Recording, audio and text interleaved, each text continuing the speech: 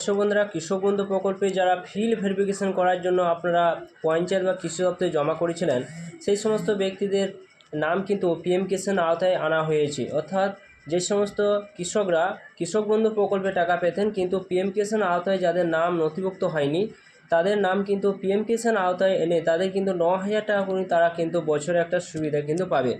তো তার জন্য আপনার নাম পিএম কিষাণ প্রকল্পে এই লিস্টে আপনার নাম রয়েছে কিনা সেটি আপনি বাড়িতে বসে কিভাবে চেক করবেন।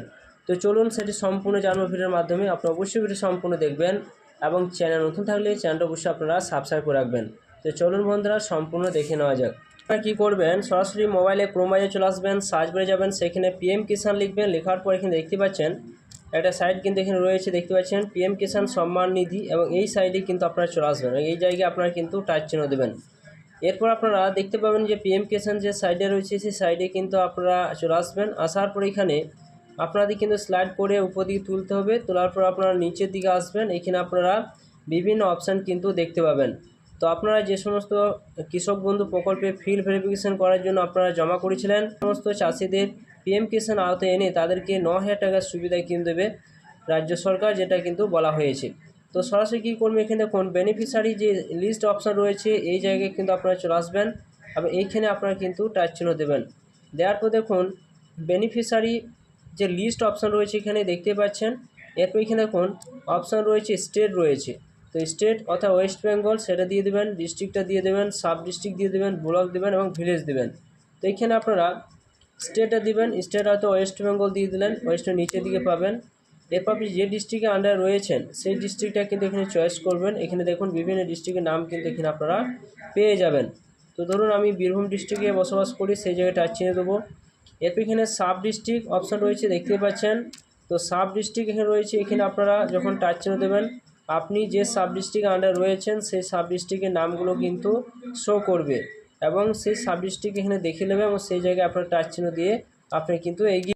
এরপর আপনারা দেখতে পাবেন ভিলেজের নাম পাবেন, অর্থাৎ এখানে ভিলেজ অপশান রয়েছে। তো এখানে আপনি যখন সিলেক্ট দেবেন তখন আপনার কিন্তু সমস্ত ভিলেজের নামগুলো কিন্তু এখানে শো করবে।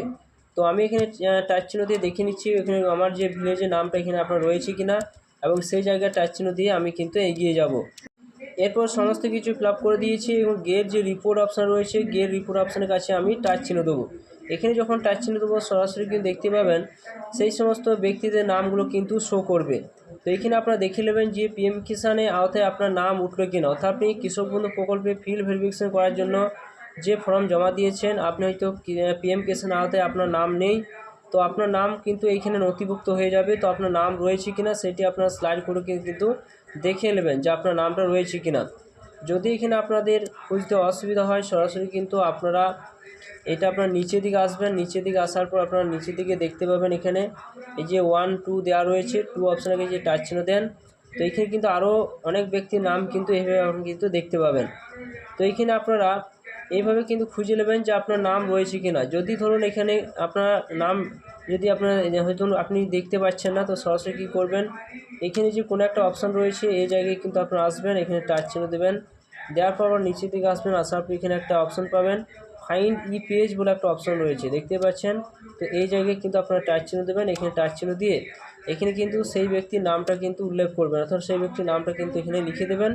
নিচে কিন্তু সেই লিস্টে যদি সেই ব্যক্তির নাম থাকে তাহলে কিন্তু কালার আকারে কিন্তু সেটা শো করবে।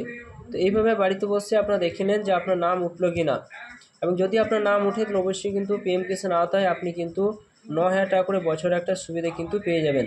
তো বোনটা ভিডিও ভালো লাইক করবেন, চ্যানেলটা সাবস্ক্রাইব করে রাখবেন, আর পাশে থাকা বেল আইকনটি অবশ্যই প্রেস করে রাখবেন এরকম নিত্য নতুন ভিডিও পেতে।